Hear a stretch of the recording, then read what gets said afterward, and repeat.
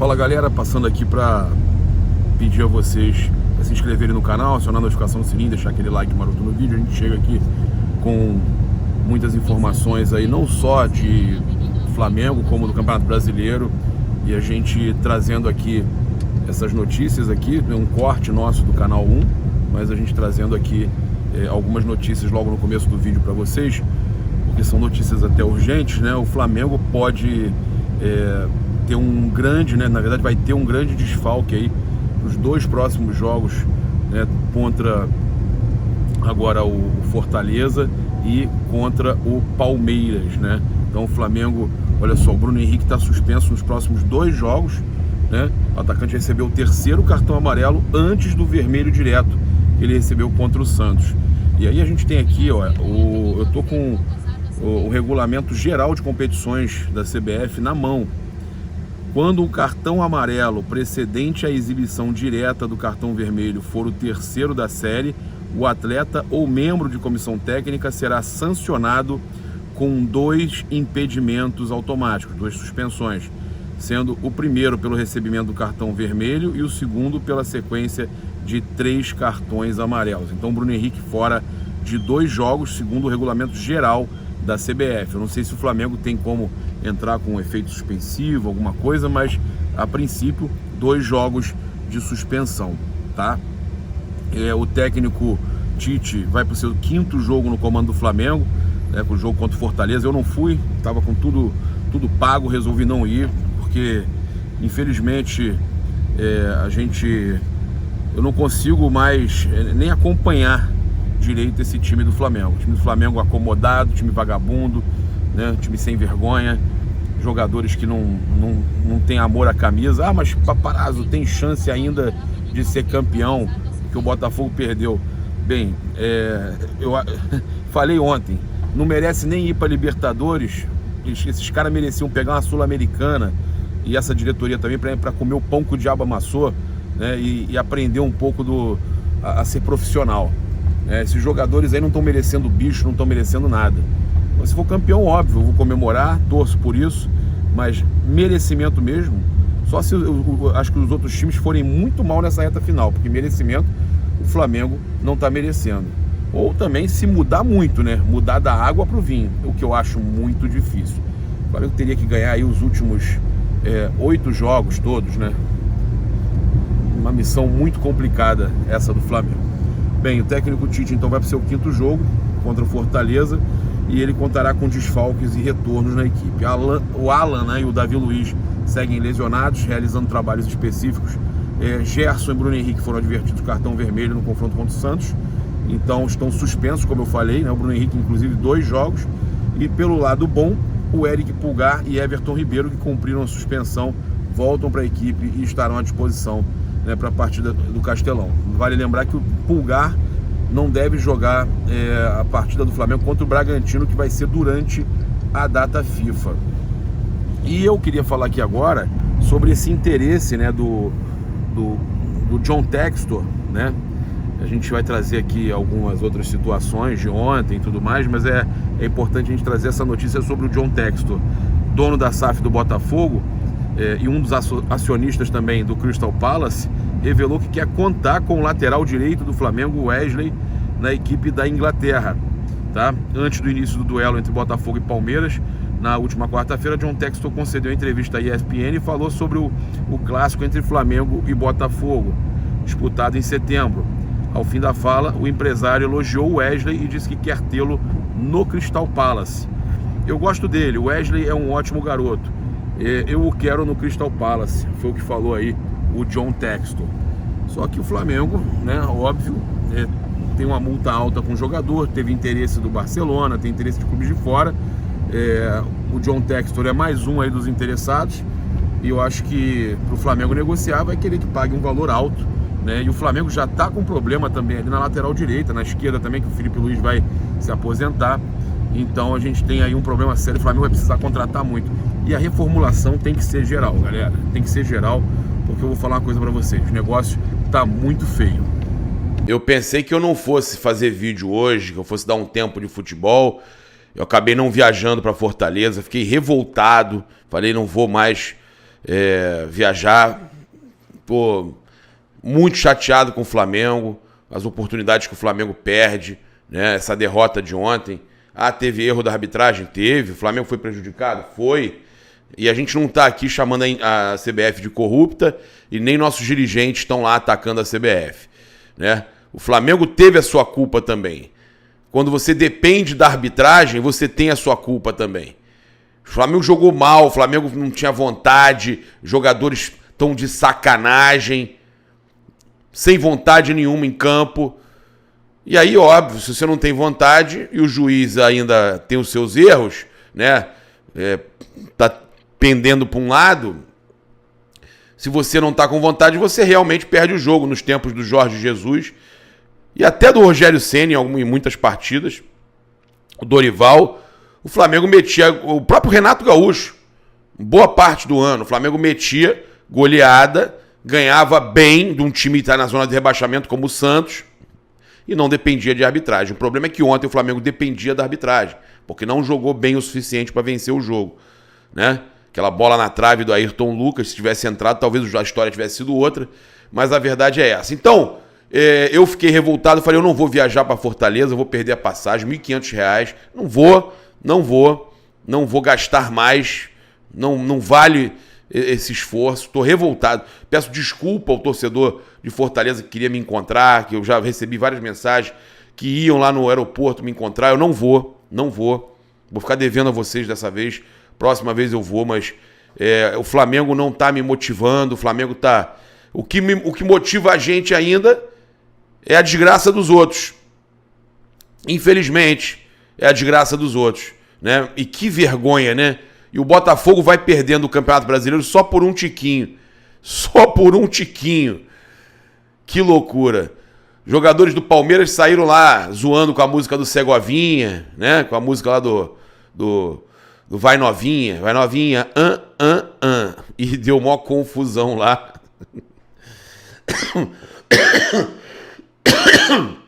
O Botafogo, rapaz, coisas que só acontecem com o Botafogo. Os torcedores do Botafogo, a gente já vai falar da questão toda do Tite, né, do Flamengo, mas os torcedores do Botafogo estão revoltados. Tem influenciador, o Felipe Neto, chamando a CBF de corrupta, de novo, né? De novo. Olha, o John Textor perdendo totalmente as estribeiras, né? Eu fico impressionado porque ele, ao contrário da gente, eles transferem os problemas deles todos para um chororô. Cheirorô, né? Dessa vez eu falei cheirorô. Não é chororô só não, cheirorô. Cheirão, o maior cheiro da história. A maior arregada da história. Eles querem transferir a maior arregada da história para a CBF. Aí é fácil você não assumir os seus problemas, não assumir que você realmente está passando vergonha, que é a maior arregada da história, e você jogar para cima da CBF.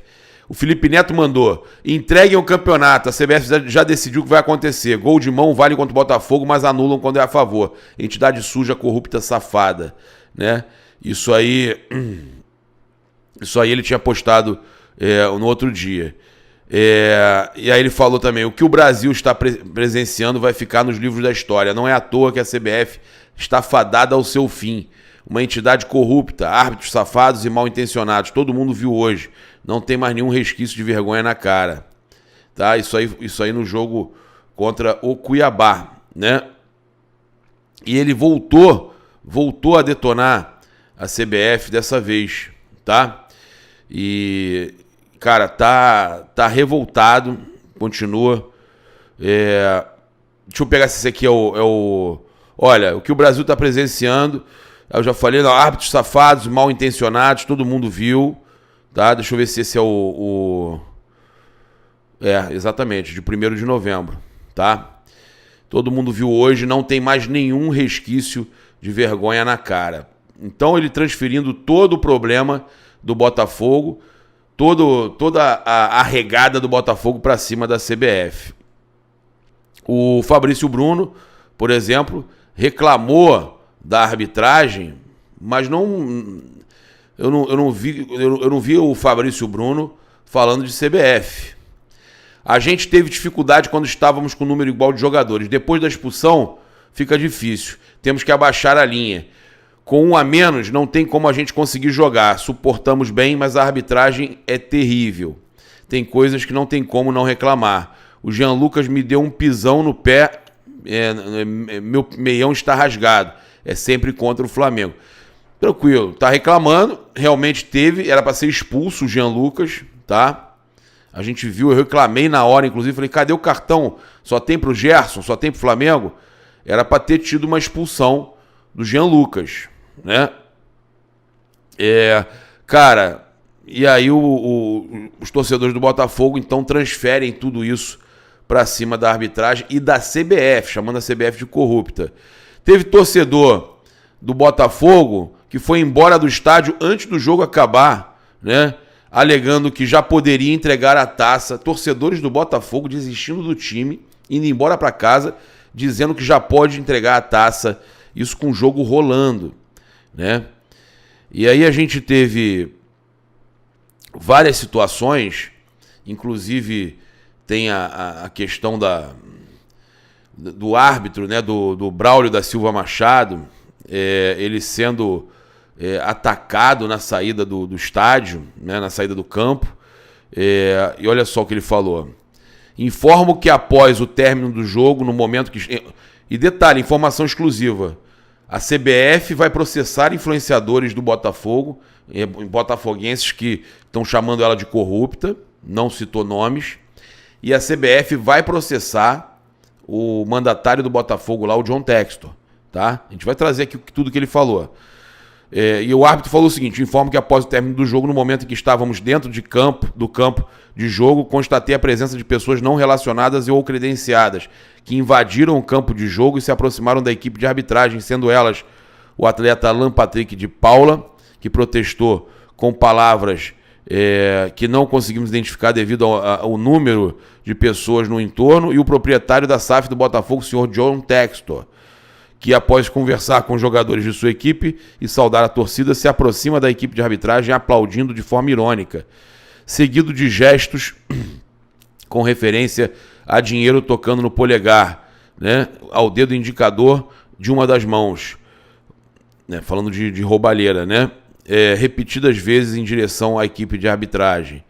Durante o deslocamento para o túnel de acesso ao vestiário, fomos orientados pela equipe de policiamento BEP, que realizava a segurança da equipe de arbitragem dentro de campo, que aguardássemos por alguns instantes, pois havia sido constatado um número expressivo de pessoas dentro da zona mista que não estavam relacionadas e ou credenciadas para estar nesse setor. Ali, é impressionante o que eles fazem. Eles criam um caldeirão ali dentro para pressionar todo mundo, para que tenham medo de fazer alguma coisa, de dar alguma marcação contra o Botafogo. É impressionante. Informo que, além desse motivo, houve solicitação de aguardar mais tempo, motivado pelo deslocamento de policiais para a área, da área de leste inferior, para conter o confronto entre torcedores da SAF Botafogo e segurança privada e polícias que estavam no local. Ao nos aproximarmos da lateral do campo, fomos orientados a descer acompanhados pelos policiais.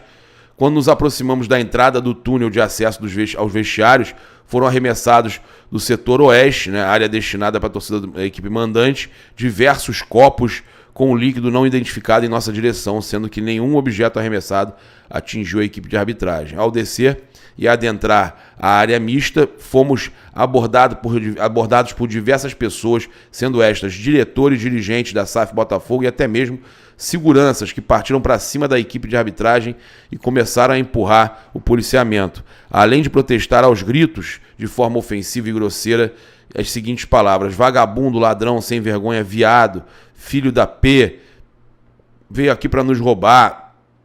Por repetidas vezes, essa situação perdurou até o final da zona mista, onde o policiamento conseguiu conter os mesmos e conseguiu adentrar ao vestiário de arbitragem.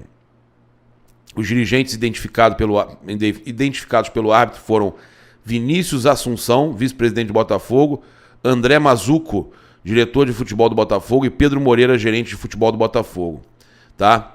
Em contato aí com fontes ligadas ao STJD, nos passaram que o Botafogo deve ser denunciado, Botafogo será denunciado e pode ser punido, tá? Não nos passaram aí qual seria a punição, não vou falar que vai ter perda de pontos, porque eu não estaria sendo honesto, né?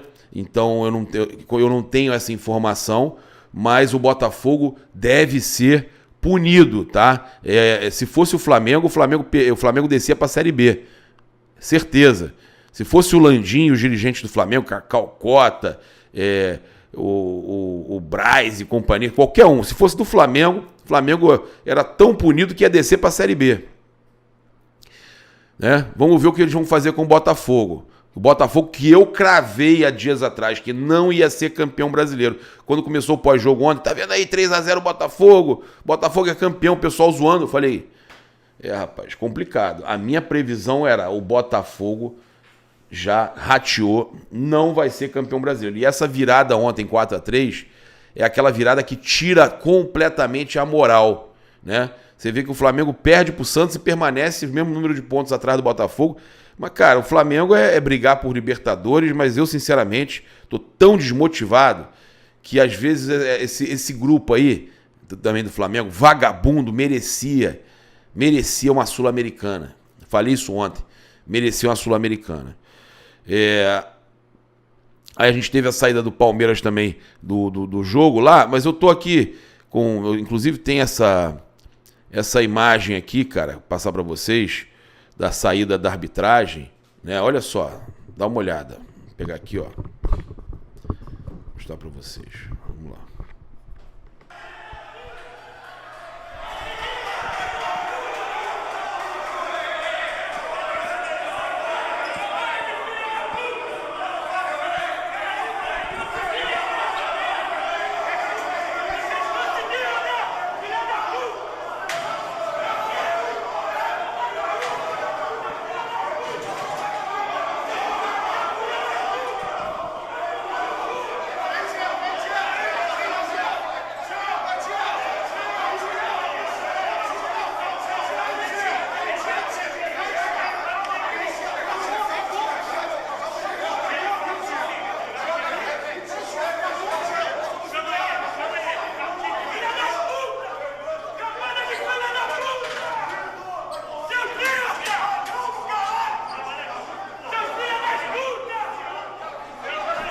E se fosse o Flamengo, hein?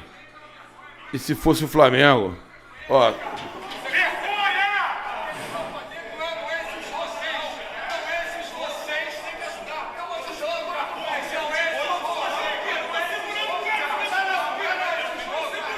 Se fosse o Flamengo, meu irmão.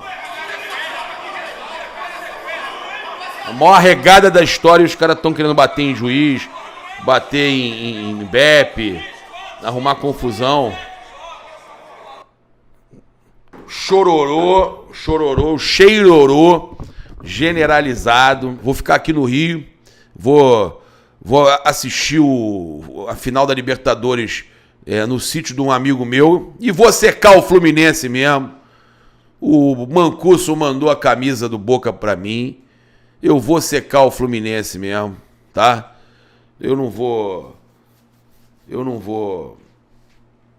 vou ficar fazendo média, não. Vou secar o Fluminense, vou torcer pro Boca, Flá Boca. Não vou de Boca, como falaram aí, né? Mas vai ser Flá Boca, tá? E muita gente, a ESPN, Botafogo ainda é favoritaço ao título Brasileirão. E aí os caras colocam aqui que o Botafogo ainda tem, segundo a UFMG, 64% de chance de ser campeão. Cara, eu vou falar uma coisa pra vocês. Esse negócio de matemática não cola. Não cola, tá? Teve também coluna aqui, cara. O pessoal falando, e eu concordo, né? Acabou, o Botafogo é um museu aberto de decepções. Isso aí, cara. O torcedor do Botafogo tá totalmente decepcionado. E será que o torcedor do Boca também vem aqui para causar uma decepção aí no Fluminense? A matéria da ESPN fala que a União Fla-Boca, argentinos reconhecem dívida com rubro-negros e falam em reforço na torcida pela Libertadores. Né? Aí um torcedor aqui afirmou a ESPN. Sim, há uma União Fla-Boca. Já há várias canções, bandeiras. Em 2019, eles ganharam do River. Tem aquela música, né? River, decime que se siente. Aí tem uma parte que ele fala que o Gabigol marcou aos 43. Cara, é sensacional a música, a menina cantando. Aí ele fala, agora é conosco. Todos os rivais do Flu estão com Boca. Vasco, Botafogo também. E mais que ninguém, o Flamengo. Estão todos conosco. Até agora, no táxi, já encontrei 2 torcedores do Flamengo e todos dizendo que estão com o Boca, que temos que ganhar do Fluminense, que sejamos bem-vindos. Inclusive, o Fluminense e o patrocinador dele de apostas lá espalharam pela cidade a camisa do Fluminense, né, em cima do poste, com o QR Code. Os torcedores do Flamengo estão trocando o QR Code por um QR Code que a pessoa, quando aponta a câmera do telefone, vai para o Washington perdendo o pênalti contra a LDU e o Fluminense sendo vice da Libertadores. Cara, a torcida do Flamengo é a mais criativa, é impressionante, é muito bom, né, cara? O futebol respira, né? Independente aí de toda essa tristeza, o futebol respira. A gente sempre fala isso, que o mais importante é que o futebol respire, né? Porque o que tem de mimimi, cara, eu fico cara, a lacração tá absurda, né? E o Rodrigo Caio, não pode nada, né? Não pode nada. Rodrigo Caio voltou a atuar após mais de 6 meses, né? E os torcedores gostaram da atuação do Rodrigo, apesar da derrota, né? Então, ele ficou desde abril e tentou readquirir forma, conseguiu. A gente tinha avisado aqui que ele estava bem fisicamente e entrou. E eu acho que ele merece oportunidade nesses jogos restantes, cara. Ele só jogou 10 vezes em 2023. Tá pedindo passagem. É um grande jogador. Eu acho que a gente não pode julgar o Rodrigo Caio só pelas lesões, né? Eu sei que ele ficou muito tempo parado, mas eu acredito que o Rodrigo Caio, ele tendo a oportunidade, ele pode ainda voltar a ser aquele Rodrigo Caio, apesar das lesões que ele teve. Eu acho que é a gente torcer que ele não tenha essas lesões repetidamente e acreditar que o Rodrigo Caio pode voltar a ser um grande jogador. Na coletiva de imprensa, após a derrota para o Santos, o técnico Tite comentou sobre o peso da expulsão do volante Gerson. São partes do jogo. O jogo tem diferentes momentos, diferentes etapas. Nós temos que ter maturidade para jogar nessas diferentes situações. Não vou entrar no mérito da expulsão. Eu a vi e tenho a minha opinião. Independentemente disso, nossa concentração, capacidade de foco, de isolar uma variável que não é nossa, que tem a direção e outros componentes a se manifestarem a respeito disso, mas que não justifica nós termos uma instabilidade. Perfeito, ao contrário do Botafogo, do Chororô, o Flamengo, deixando claro que não concorda com a expulsão, o Tite, né? Mas falando que também há um problema da equipe que tem que estar preparada para esses tipos de situações, né? Você tem que estar preparado para as variáveis, que o Flamengo teve um jogador expulso e não estava preparado para isso. O mesmo vale para o Botafogo, né? Ele ainda falou o seguinte: a equipe fez 1-0, começou a criar, teve a oportunidade, deu bola na trave, mas tomou o gol, sentiu um pouco. A equipe ainda está no processo de me conhecer, de ter essa instabilidade, independentemente dos momentos do jogo. Ela precisa disso. Isso é uma maturidade enquanto a equipe está se formando. Isso deve ser desenvolvido. No segundo tempo, a gente tentou manter os 3 atacantes fazendo um 4-2-3, como as bolas estavam entrando lá ele, né? Muito entrando de lado. Fizemos um 4-3-2, equilibramos a partida e tivemos mais posse de bola e acabamos tomando o gol. Cara, eu vou falar para vocês. Que situação, né? Ele ainda fala que o técnico Tite tem a responsabilidade igual aos outros, não tem culpa, não tem herói, não tem vilão. Todos são responsáveis e o trabalho é gerido enquanto equipe e tenho a minha responsabilidade, sim. Ele também falou que o objetivo segue sendo a classificação para a Copa Libertadores, como foi do início. Esse é o nosso objetivo, e administrar situações adversas, os erros, as instabilidades, e fazer a cada jogo a nossa performance melhor. A verdade é que o Santos ontem estava com muita vontade também, o que faltou ao time do Flamengo.